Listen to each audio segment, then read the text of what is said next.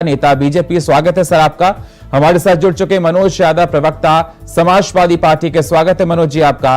और हमारे साथ जुड़ चुके धनोज कुमार, राजनीतिक विश्लेषक, स्वागत है धनोज जी आपका हमारे साथ चर्चा में जुड़ने के लिए। सबसे पहले भदौरिया साहब, मैं आपके पास ही आना चाहूंगा। भदौरिया साहब, 80 की 80 लोकसभा सीटें जीतने के लिए बीजेपी ने संगठन में बदलाव किया है और 49 नए नामों की घोषणा की है।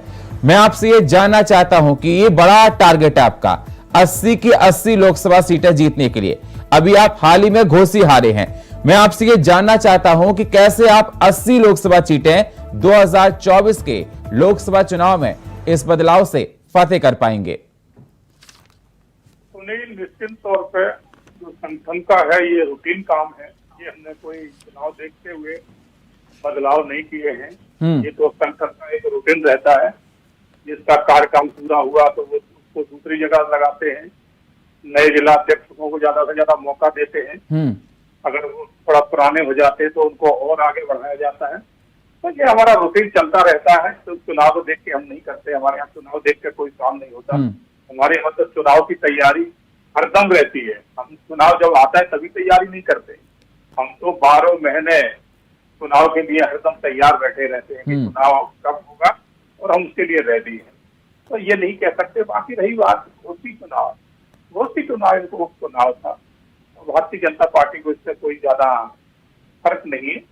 बाकी ठीक है, जनता का जो मूड था, जनता ने जो जनादेश दिया, मैं उसका सम्मान करता हूँ। मैं ये नहीं कहता हूँ जनता ने किसको जिताया किसको हराया, क्योंकि उपचुनाव में जनता का मूड थोड़ा कुछ अलग होता है। तो इसलिए मैं भी उसको गलत नहीं समझ रहा हूँ। तो न ही इसको हम ये देखते कि ये उपचुनाव जो है ना 2024 के लिए भी महान महत्व रखता है। 2024 क्या, ये अगले चुनाव में देखना, ये सीट दोबारा फिर हमारे पास वापस आ जाएगी, ये कहीं नहीं जाएगी। तो ये ऐसी बातों के ऊपर हमारी पार्टी वैसे ध्यान नहीं देती। थोड़ी बहुत जीते हारे चली रहती है, क्योंकि हमारी सरकार पहले ही पूर्ण बहुमत में है उत्तर प्रदेश में।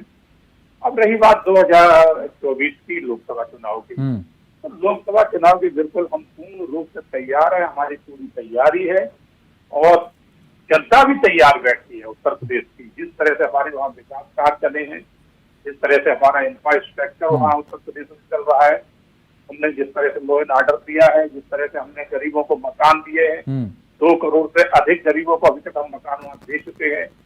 जो गरीबी रेखा से ज्यादा नीचे है, जिनके कमाने के साधन कम है, उनको आप देखिए है, हम कंटिन्यू 2 साल से अधिक हो गए फ्री ऑफ कॉस्ट राशन देते आ रहे हैं कि कोई प्रदेश में भूखा न सो जाए। तो ये सारी व्यवस्था सरकार अपने समझती है कि पूरा हमारा परिवार है तभी करती है। और जो सिर्फ सरकार ये सोचती है कि एक बार वोट ले लो, जो है झूठ बोल के सरकार बना लो, बाकी बात 5 साल मुझसे मत देखो, तो उनका आम जनता से कोई सरोकार नहीं होता। हम राष्ट्रवादी लोग हैं, राष्ट्र हमारा है। ठीक है सर।